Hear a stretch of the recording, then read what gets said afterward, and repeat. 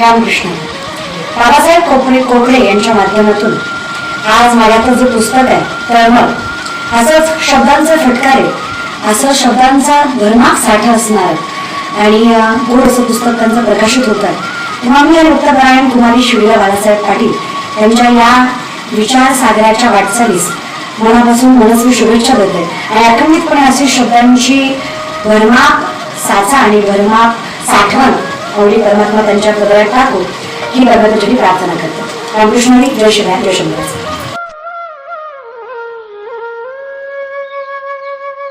Ramakrishna. मी मुक्तपरायण कुमारी शिवीला Balasaheb Patil.